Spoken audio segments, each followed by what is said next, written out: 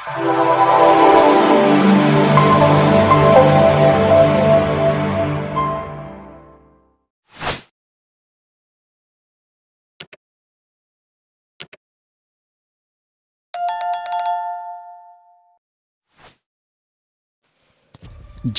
मुजाहिद, इससे पहले आप इस सनसनीखेज दास्तान की 2 किस्तें समाअत फरमा चुके हैं। आइए किस्त नंबर 3 की तरफ बढ़ते हैं।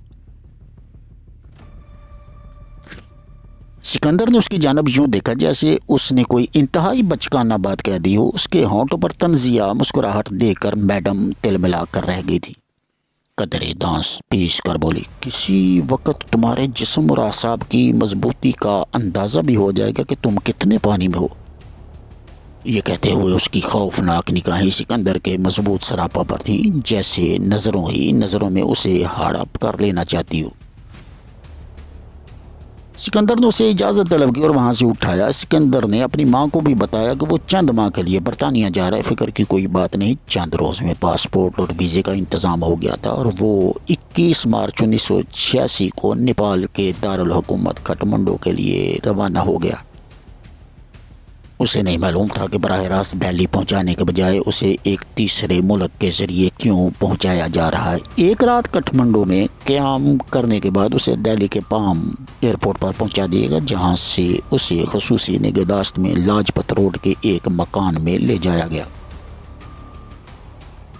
पहले चंद रोज़ तो उसे मुख्तलिफ लोगों से मिलवाया जाता रहा, जो उससे इंटरव्यू लेने के अंदाज में पूछताछ करते रहे। चंद रोज़ बाद उसे दिल्ली के इलाके गणपत रोड पर वाक़ई एक खूबसूरत फ्लैट में मुंतकिल कर दिया गया, जहां उधेड़ उम्र केदारनाथ और शंभू दयाल उसकी खिदमत पर मामूर कर दिए गए। शंभू बाज़ार एक अहमक सा आदमी था जो खाना वगैरह तैयार करता था, जबकि केदारनाथ बाकी तमाम उमूर की निगरानी करता। सिकंदर को अच्छी तरह अंदाज़ा था कि ये दोनों खिदमत के नाम पर उसकी निगरानी पर मामूर हैं। ट्रेनिंग के दौरान ये बात पूरी तरह वाज़ेह हो चुकी थी कि उसे रानामी तंजीम तरबियत दे रही है। अब ये बात ढकी छुपी नहीं रही थी कि राह पाकिस्तान में बाज़ गैर मुल्की फलाही अदारों के रूप में पाकिस्तान की जड़ें खोखली करने में मसरूफ़ है। मगर सिकंदर को इस बात से कोई दिलचस्पी नहीं थी। उसे तो सिर्फ ये पता था कि अब वो माली तौर पर मुस्तहकम होने की राह पर चल निकला है और अब उसकी माँ को 2 वक्त की रोटी के लिए लोगों के कपड़े नहीं धोने पड़ेंगे। तरबियत के इब्तदाई मराहल में उसे हिंदू धर्म में जासूसी की तारीख के हवाले से आगाह किया, जिसके बाद बाकी उमूर पर तवज्जो दी जाने लगी। 3 माह की इब्तदाई तरबियत के बाद उसे मज़ीद तरबियत के लिए जोधपुर रवाना कर दिया गया, क्योंकि पाकिस्तानी सरहद के निस्बतन करीब होने और पाकिस्तान के हसास सूबे सिंध के सामने होने की बिना पर राह की तमाम तर कार्रवाइयों का मरकज़ यही शहर था। वैसे भी जोधपुर उन दिनों एक ख़ास हवाले से शोहरत इख्तियार किए हुए था। भारतीय पंजाब में अलहदगी पसंदों की तहरीक के दौरान गिरफ्तार किए गए तमाम अहम सिख रहनुमा और इंतहा पसंद जोधपुर में ही रखे गए थे, क्योंकि सलामती के हवाले से दिल्ली सरकार जोधपुर को इंतहाई महफूज इलाका तस्वर करती थी। सिकंदर 1 जुलाई 1986 को जोधपुर पहुंचा था, जहां चौपांसी रोड पर वाक़ई एक कोठी में उसे तरबियत दी गई थी, जबकि उसकी रिहाइश का इंतज़ाम जोधपुर की मुतवस्सित सी आबादी बैंक कॉलोनी में किया गया था। दिल्ली से उसके दोनों खिदमतगार केदार और शंभू भी उसके हमरा आए थे और साथ ही रहते थे। बज़ाहिर सिकंदर पर किसी किस्म की पाबंदी न थी और उसकी नकलो हरकत पूरी तरह किसी पाबंदी से मुबर्रा थी। सिकंदर ये जानते हुए भी कि वो अपने मजहब मिल्लत के ख़िलाफ़ सरगर्मियों में मुलव्वस है, किसी किस्म के ज़हनी दबाव का शिकार नहीं था, बल्कि उसने अपने आप को हक बजानब साबित करने के लिए खुद साख्ता दलीलें घड़ी हुई थी। बज़ाहिर केदार और शंभू को भी ये इल्म नहीं था कि वो पाकिस्तानी है और मुसलमान है, क्योंकि वो इसे अशोक के नाम से ही जानते थे और उसके हर हुक्म को पूरा करना अपना फ़र्ज समझते थे। जोधपुर शहर के नवाही रेलवे स्टेशन भगत की कोठी के स्टेशन मास्टर गुलाम नबी 1984 के वस्त में रिटायरमेंट की उम्र को पहुँचे। वो बुनियादी तौर पर श्रीनगर कश्मीर के रहने वाले थे, मगर रेलवे में मुलाजम होने के बाद कश्मीर से उनका ताल्लुक़ तकरीबन ख़त्म होकर रह गया था। उन्होंने अपनी मुद्दत मुलाजमत का बेशतर हिस्सा राजस्थान में ही मुख्तलिफ रेलवे स्टेशनों पर मुलाजमत करते हुए गुजारा और आखिरी 10 साल जोधपुर उसके नवाही मकामात पर तैनात रहे। इसीलिए रिटायरमेंट के बाद उन्होंने जोधपुर में ही मुस्तकिल तौर पर बस जाने का फ़ैसला किया। उनके वालिदैन कब के फौत हो चुके थे। बाकी अजीज़ व अक़ारब कश्मीर ही में आबाद थे, मगर इनसे महज रस्मी ताल्लुकात बाकी थे। उनकी बीवी और तीनों बेटियां भी जोधपुर में ही रिहाइश पजीर होने को तरजीह दे रही थीं, लिहाजा उन्होंने वहीं बैंक कॉलोनी में 10 मरले का प्लाट खरीद लिया और महकमे की तरफ से जो रकम मिली उससे एक अच्छा वाला 2 मंजिला मकान तमीर कर लिया। कुछ पास अंदाज भी रखा था, इसलिए गुज़र अवकात सही ढंग से होने लगी। इस कुंबे में मियाँ बीवी के अलावा 3 जवान बेटियां शोभा, फरीद और जीनत थी। मकान के एक हिस्से में गुलाम नबी अपने ख़ानदान समेत रहने लगे और 2 हिस्से किराए पर उठा दिए। रेलवे से मिलने वाली माहाना पेंशन और मकान के किराए से अच्छी भली गुजर होने लगी। सभी लड़कियां शादी की उम्र को पहुंच चुकी थीं।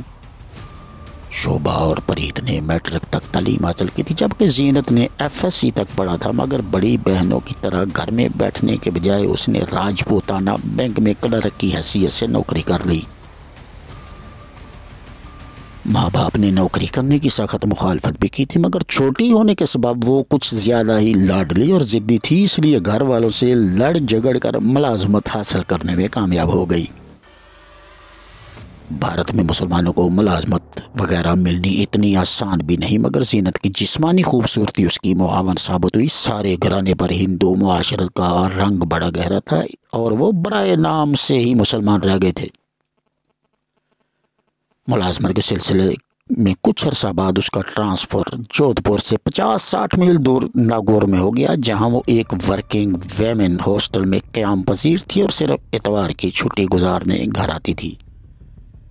शोभा और फरीद कब से शादी के काबिल हो चुकी थीं। गुलाम नबी की शदीद ख्वाहिश थी कि जल्द से जल्द दोनों बेटियों के हाथ पीले कर दिए जाएं। इस सिलसिले में उन्होंने काफ़ी जहेज़ भी तैयार कर लिखा था, मगर ताहाल कोई ढंग का रिश्ता ना मिलने के सबब अपने मकसद में कामयाब नहीं हुए थे। वैसे भी यहाँ उनकी बरादरी तो थी नहीं। बहरहाल वो रिश्ते तलाश करने में मसरूफ़ थे।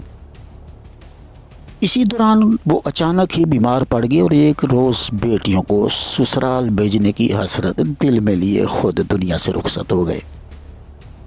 बेवा और बेटियों पर यकदम गम का पहाड़ टूट पड़ा।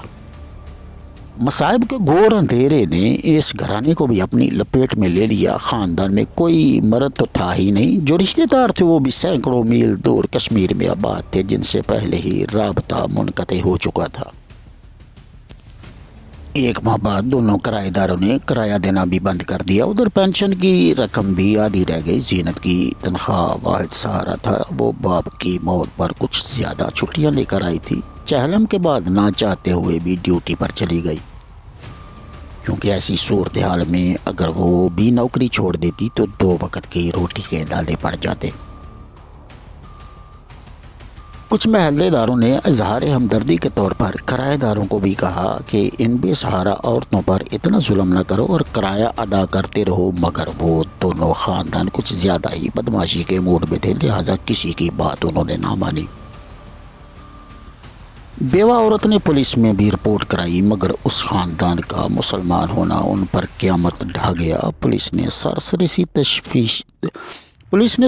सी तफ्तीश भी की, मगर अमली तौर पर कुछ न किया। 3 जवान और खूबसूरत लड़कियों पर हवस भरी नज़रें तो सभी की थीं। किरायादारों ने उल्टा उनके किरदार के हवाले से ऐसी मन घड़त कहानियाँ बयान की कि सब मोहल्ले वाले उन्हें मुर्दे इल्ज़ाम ठहराने लगे। किरायादारों के बकौल उन्होंने पिछले काफ़ी अरसा से बहुत ज़्यादा रकम इन लड़कियों पर खर्च की थी, लिहाजा वो मज़ीद किराया अदा करने से साफ मुकर गए।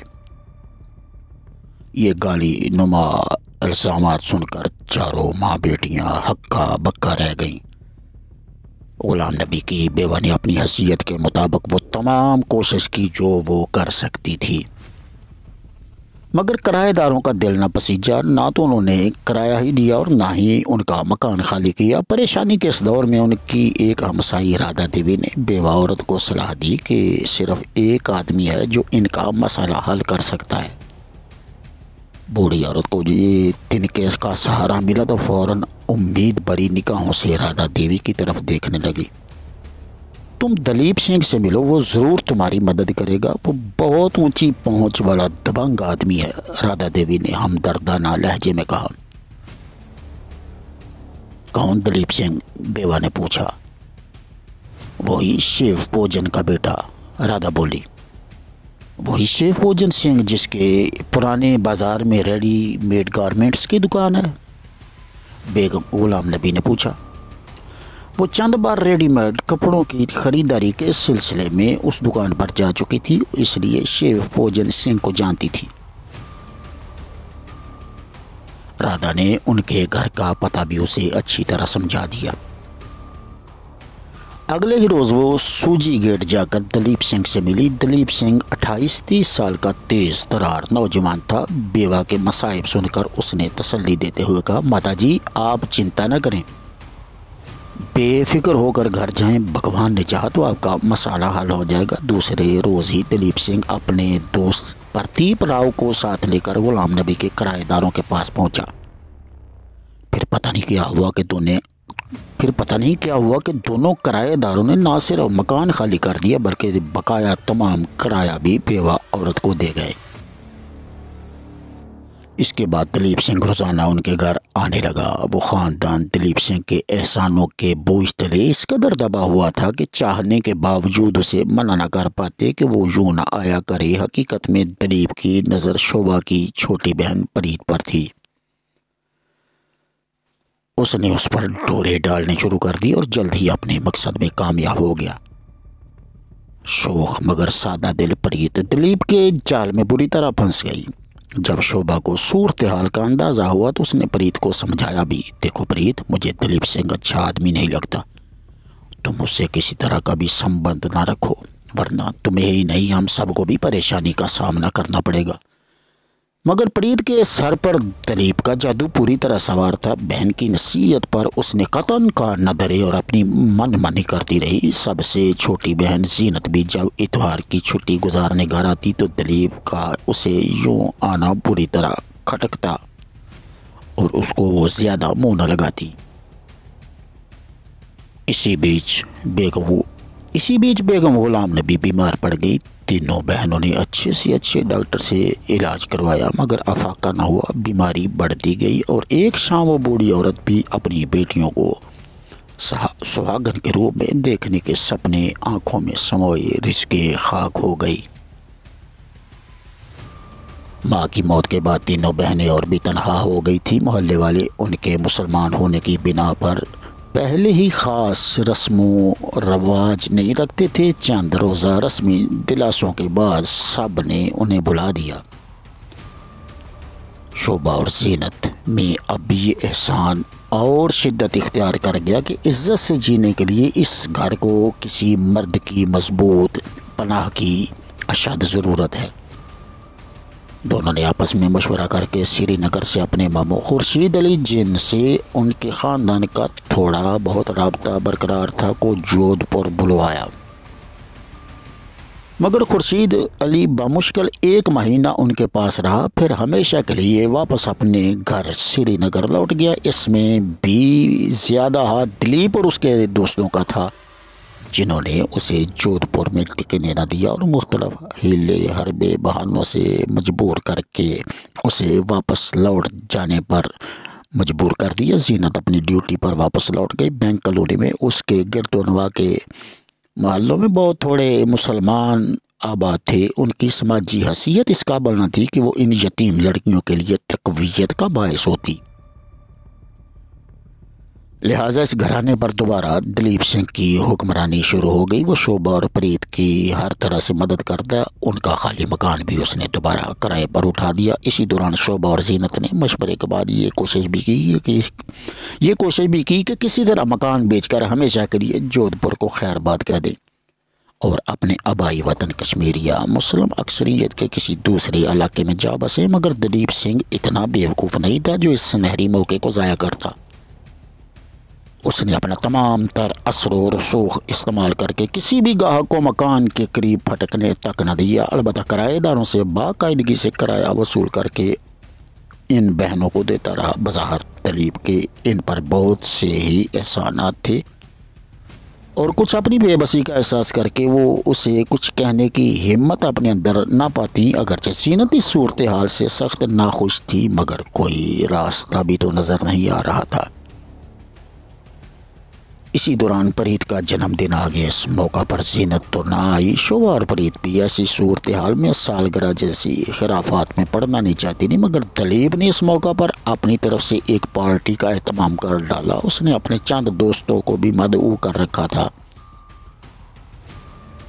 शोभा और परीत की चंद सहेलियों को भी बुलाया गया। रात 9 बजे तक पार्टी चलती रही। इसके बाद एक एक करके सभी लोग चले गए। घर में सिर्फ शोभा, परीत और दलीप बचे थे। दलीप सिंह बोला, मैं रात का खाना यहीं खाकर जाऊंगा। उसने शोभा की तेवरियों पर पड़े हुए बल नज़रअंदाज करके शराब की बोतल निकाली और मैनोशी में मशगूल हो गया। खाना खाने के बाद वो पूरी तरह नशे में धुत हो चुका था, इसलिए उसके दिमाग के कीड़े कुलबलाने लगे। खाने के बाद शोभा से बोला, मुझे बहुत ज़्यादा नशा हो गया। इस हालत में मैं घर वापस नहीं जा सकता। यहीं किसी कमरे में मेरा बिस्तर भी लगा दो। शोभा वगैरह ने अगरचे मुसलमान घराने में जन्म लिया था, मगर शोभा और परीत नाम ही इस बात का इजहार करते थे कि उनके वालिदैन हिंदू मुआशरत से बहुत ज़्यादा मरऊब थे और नाम नहाद तरक्की पसंदी के शौक़ ने उन्हें अपने बच्चों में इस्लामी एहसासात उजागर न होने दिए। तभी तो सूरत हाल का अंदाज़ा करने के बावजूद शोभा दलीप सिंह की दहशत से अपने आप को आज़ाद न कर सकी और बैरूनी कमरे में उसके लिए बिस्तर बिछा दिया। इस रात परीत मुकम्मल तौर पर बेआबरू कर दी गई। उस दिन के बाद से दलीप सिंह जब भी मौका पाता परीत को अपनी हवस का निशाना बना लेता। महीनों ये चक्कर चलता रहा। जब दलीप का मन भर गया तो उसने अपने चंद दोस्त भी वहाँ बुलाने शुरू कर दिए।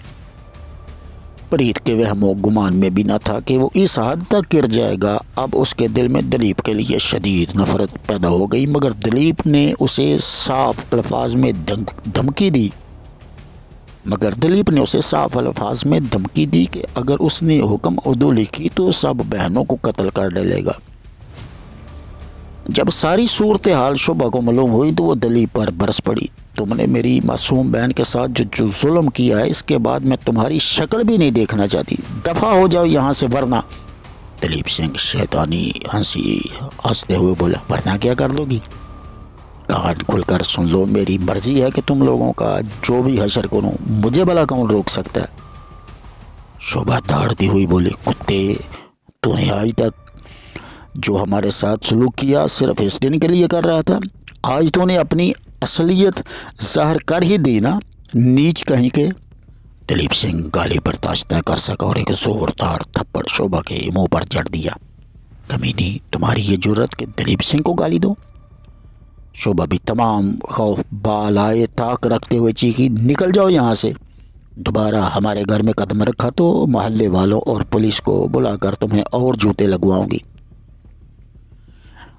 ऐसे जूते लगवाऊंगी कि सारी बदमाशी भूल जाओगी। वो बाहर निकलते हुए बोला, ठीक है, मैं जा रहा हूँ। जब दोबारा वापस आऊँगा तो तुम देखोगी कि मैं किस हद तक घटियापन पर उतर सकता हूँ। ये कहते हुए वो गुस्से से पाँव पटकता हुआ बाहर निकल गया।